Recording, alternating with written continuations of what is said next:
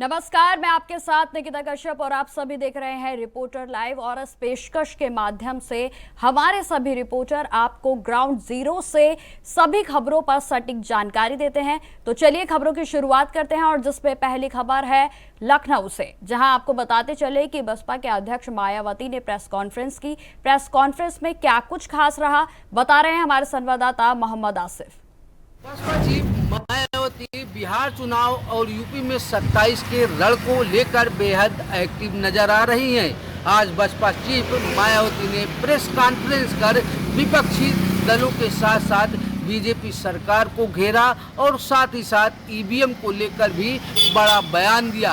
कहा कि ईवीएम में गड़बड़ी कर बसपा के प्रत्याशियों को हराया जा रहा है। बिना नाम लिए बसपा चीफ मायावती ने चंद्रशेखर रावण को अवसरवादी भी कहा है।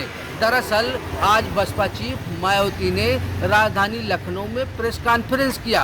प्रेस कॉन्फ्रेंस में बसपा चीफ मायावती ने विपक्षी दलों को जातिवादी पार्टी बताया। बीजेपी, सपा, कांग्रेस पर बड़ा हमला बोलते हुए कहा कि यह पार्टियां बसपा को कमजोर करने में जुटी हुई हैं। बिना नाम लिए चंद्रशेखर रावण के बारे में कहा कि कुछ अवसरवादी नेता बहुजन समाज के लोगों को गुमराह कर रहे हैं। साथ ही साथ सरकार में बैठी दल कहीं न कहीं अवसरवादियों को जिता देते हैं, जिससे भ्रम की स्थिति पैदा हो जाती है। बसपा चीफ मायावती ने चंद्रशेखर रावण की पार्टी से भी सावधान रहने की लोगों से अपील किया। कहा कि बहुजन समाज पार्टी ही अम्बेडकरवादी पार्टी है। बसपा चीफ मायावती ने कहा कि जिस तरीके से ईवीएम में गड़बड़ी कर बसपा के प्रत्याशियों को हराया जा रहा है, अब आने वाले समय में चुनाव बैलेट पेपर से होने चाहिए। अब देखने वाली बात यह होगी कि बहुजन समाज पार्टी की अध्यक्ष यानी मायावती बिहार चुनाव और यूपी में 27 के रण में क्या करिश्मा दिखाती हैं, यह समय ही बताएगा। क्योंकि बसपा चीफ मायावती के दावे तो बहुत रहते हैं, लेकिन जिस तरह से बीते चुनाव में बसपा एक डूबता हुआ जहाज साबित हुआ, ऐसे में बसपा आने वाले चुनाव में क्या रणनीति तैयार करती है और जिस तरह से दावे किए जा रहे हैं, इन दावों में कितनी सच्चाई होगी, यह समय ही बताएगा। अब खबर प्रयागराज से है, जहां घनी आबादी वाले इलाकों में पेयजल का संकट के विरोध में कांग्रेस कमेटी के पदाधिकारी और नेताओं ने विरोध प्रदर्शन किया। इस पर ज्यादा जानकारी दे रहे हैं हमारे संवाददाता सोएब रिजवी।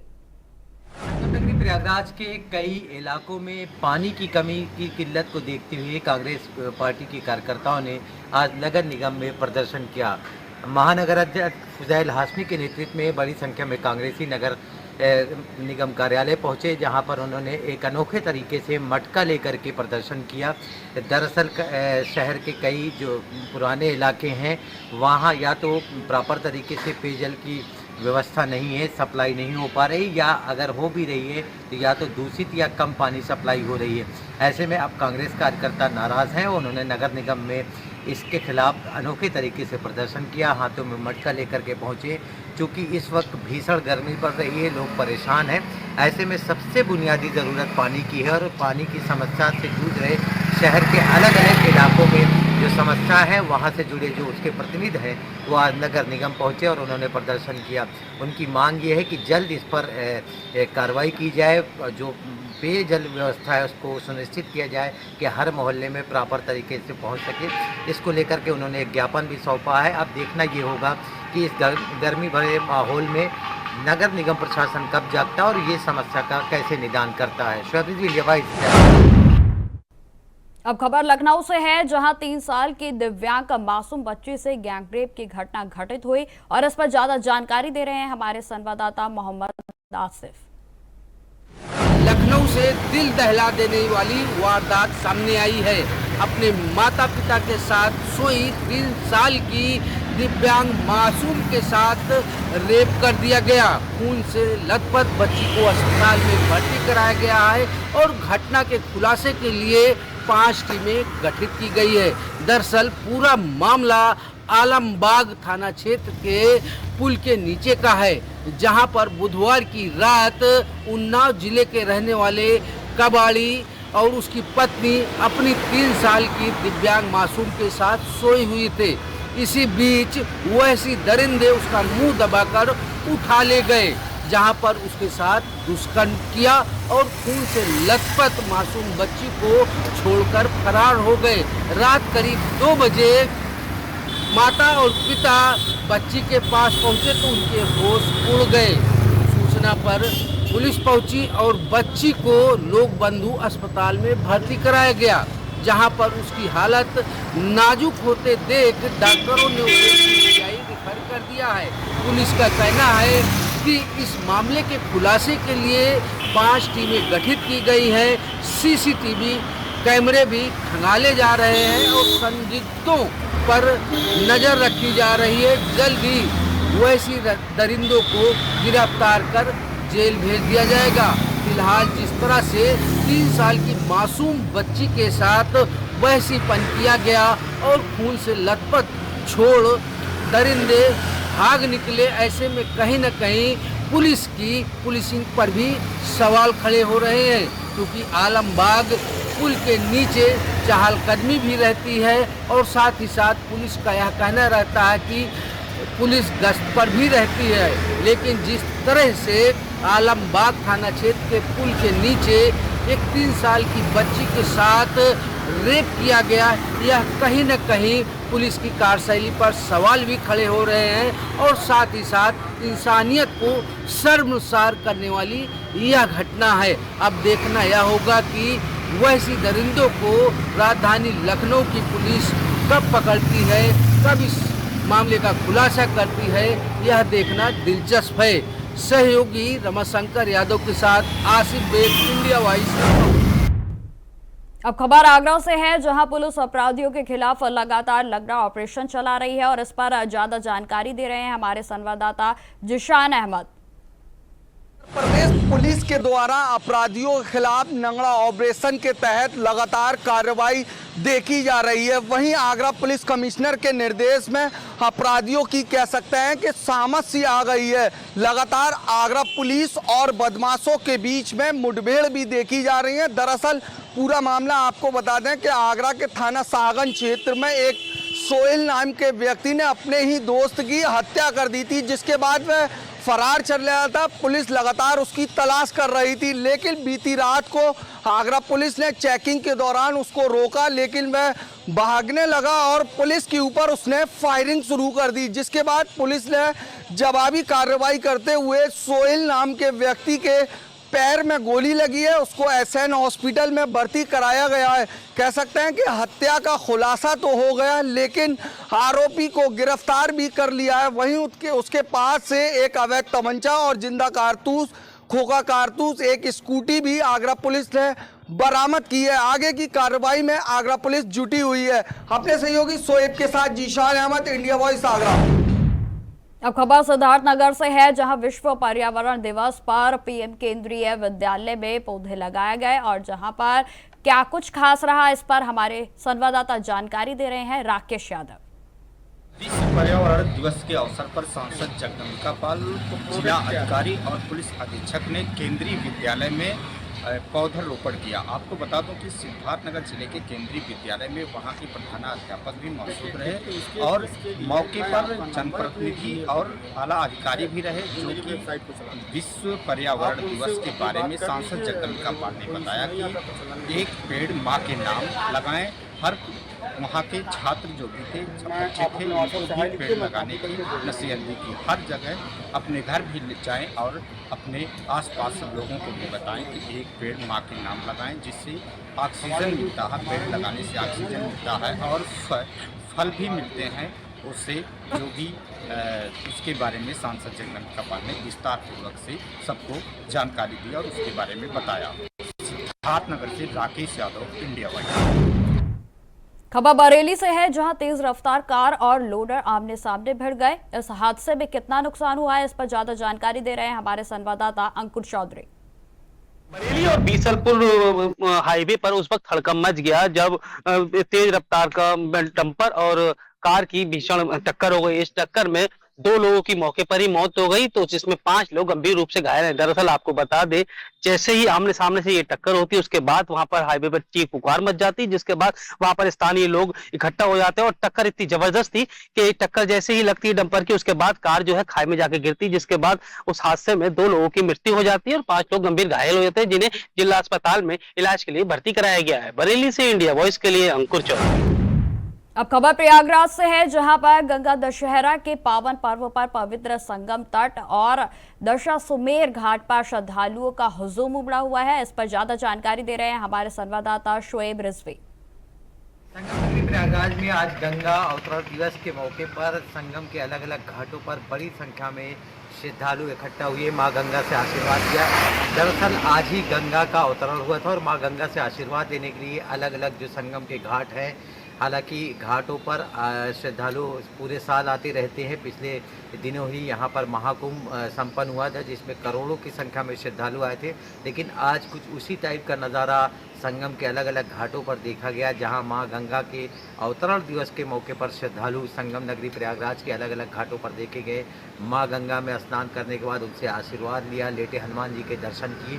तो कह सकते कि पूरा संगम का इलाका पूरी तरीके से भक्तमय हो गया है। कड़ी गर्मी के बावजूद, तपती धूप के बावजूद सुबह से लेकर के लंबे समय तक यहाँ पर श्रद्धालु लगातार आते रहे हैं और माँ गंगा से आशीर्वाद लेते रहे हैं, पूजा अर्चना कर रहे हैं। तो कह सकते हैं कि एक बार फिर पूरा संगम का इलाका गुलजार नज़र आ रहा है और श्रद्धालु की बड़ी संख्या में उपस्थिति देखने को मिल रही है, जो घाटों पर न सिर्फ स्नान कर रहे हैं, बाकायदा पूजा अर्चना कर माँ गंगा के जयकारे लगा रहे हैं और माँ गंगा से आशीर्वाद ले रहे हैं। शहरी इंडिया वाइज। अब खबर देवरिया से है, जहां पर जिला अधिकारी दिव्या मित्तल और पुलिस अधीक्षक विक्रांत वीर की अध्यक्षता में पुलिस लाइन सभागार में शांति समिति की बैठक का आयोजन किया गया और इस बैठक में क्या कुछ खास रहा, इस पर जानकारी दे रहे हैं हमारे संवाददाता बालेंदु मणि त्रिपाठी। दिव्या मित्तल व पुलिस अधीक्षक विक्रांत वीर की अध्यक्षता में पुलिस लाइन सभागार देवरिया में शांति समिति की बैठक का आयोजन किया गया। इस बैठक का मुख्य उद्देश्य आगामी त्योहारों के दृष्टिगत जनपद में शांति, कानून व्यवस्था एवं सांप्रदायिक सौहार्द बनाए रखने हेतु आवश्यक रणनीतियों पर विचार विमर्श करना था।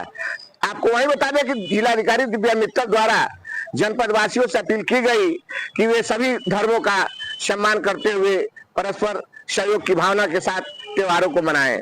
उन्होंने साफ सफाई, पेयजल, बिजली व्यवस्था, यातायात व्यवस्था, स्वास्थ्य सेवाओं एवं जल की स्वीकृति भी आज के प्रदान करने के बिंदुओं पर संबंधित विभागों को समय तैयारियों को पूर्ण रूप से करने का निर्देश दिया तथा पुलिस अधीक्षक विक्रांत वीर ने सभी प्रमुखों के आरक्षी आपसी भाईचारा बनाए रखने की अपील की और बताया कि जिले में सुरक्षा व्यवस्था को लेकर पर्याप्त संख्या में पुलिस बल की तैनाती की जाएगी।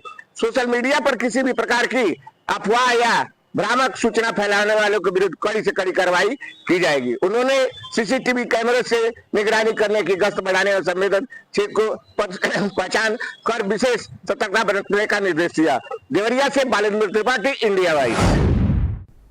अब खबर गाजीपुर से है, जहां पर सदर हॉस्पिटल में मुख्यमंत्री योगी आदित्यनाथ के जन्मदिन के अवसर पर गाजीपुर के पूर्व सांसद राधे मोहन सिंह के पुत्र अनिकेत सिंह ने सैकड़ों युवाओं के साथ रक्तदान किया और इस पर अधिक जानकारी दे रहे हैं हमारे संवाददाता सुशील तिवारी। धूमधाम से मना आदित्यनाथ योगी का जन्मदिन। खबर गाजीपुर जिले के सदर अस्पताल से है, जहां पर सैकड़ों युवा उपस्थित थे। बढ़ चढ़कर उन्होंने हिस्सा लिया रक्तदान के शिविर में, जिसका नेतृत्व किया अनिकेत सिंह ने। इंडिया वाइज के कैमरे पर बोले कि डबल इंजन की सरकार अच्छा काम कर रही है और युवाओं के लिए इससे बेहतर दिन नहीं हो सकता। ये उनके लिए शुभ घड़ी थी। बढ़ चढ़कर हमने हिस्सा लिया और उन्होंने सराहना की आदित्यनाथ योगी के कार्यों की। उन्होंने कहा कि रोजगार के अवसर दिए हैं सरकार ने और उन्होंने कहा कि जैसे ही वो मुख्यमंत्री बने एक नई चेतना का संचार हुआ और लोगों के मन में ये लालसा जगी कि अब आने वाले कल का जो निर्माण होगा उत्तर प्रदेश के लिए, वो उत्तम प्रदेश की ओर अग्रसर होगा। युवाओं ने किया रक्तदान। उन्होंने संकल्प किया कि दूसरों की जान को बचाया जा सके, उसके लिए रक्त देकर हम ये संकल्प करते हैं। इंडिया वाइज के लिए सुशील तिवारी। उत्तर प्रदेश के मुख्यमंत्री योगी आदित्यनाथ का 53वां जन्मदिन गोरखपुर में धूमधाम से मनाया गया और इस अवसर पर प्रधानमंत्री नरेंद्र मोदी, गृह मंत्री अमित शाह, रक्षा मंत्री राजनाथ सिंह के साथ साथ तमाम अन्य वरिष्ठ नेताओं ने भी बधाई दी। इस पर ज्यादा जानकारी दे रहे हैं हमारे संवाददाता अविनाश मणि। मुखिया सीएम योगी आदित्यनाथ महाराज का गोरखपुर में 53वां जन्मदिवस बड़े हर्षोल्लास के साथ मनाया गया। भाजपा के तमाम संभ्रांत कार्यकर्ताओं के बीच हर्षोल्लास का माहौल देखने को मिला है और उन्होंने जो है उत्तर प्रदेश के मुखिया के मंगल कामना के लिए जो है उनका जन्मदिवस बड़े हर्षोल्लास के साथ मनाया गया है। वहीं हम आपको बता दें कि उत्तर प्रदेश के मुखिया को जो है देश के सबसे प्रधानमंत्री और उत्तर प्रदेश और देश के कैबिनेट मंत्री और लगभग देश के जो है तमाम राज्य मंत्री और नेताओं ने भी जो है उत्तर प्रदेश के मुखिया को बधाई संदेश दिया है। आज रामलला के मंदिर में भी उत्तर प्रदेश के मुखिया ने पूजा अर्चना की और अपना 53वां जन्मदिवस मनाया है। गोरखपुर और अवनीश मणि, इंडिया वाइस। अब खबर 12 से है, जहां पर वन भूमि से अतिक्रमण हटाने की मुहिम ने जोर पकड़ लिया है। आपको बताते चले कि इसको लेकर क्या कुछ कार्रवाई रही है, इस पर अधिक जानकारी दे रहे हैं हमारे संवाददाता राजेंद्र नामा। राजस्थान के 12 जिले के शाहबाद क्षेत्र जहां पर हजारों बीघा जमीन पर अतिक्रमणकारियों ने अपना कब्जा कर रखा है। आप देख सकते हैं मेरे पीछे यहाँ पर हरियाणा के डीएफओ अनिल यादव के नेतृत्व में ये पूरी कार्रवाई को अंजाम दिया जा रहा है। यहाँ पर जो विस्तार तो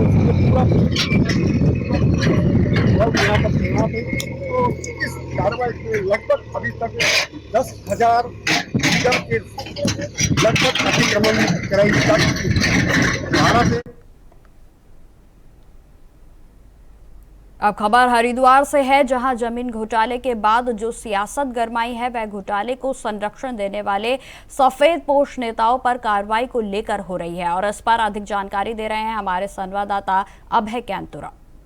हरिद्वार में जमीन घोटाले मामले में सरकार ने भले ही बड़ी कार्रवाई की हो, लेकिन विपक्षी दल अब इस कार्रवाई पर भी सवाल खड़े करने लगा।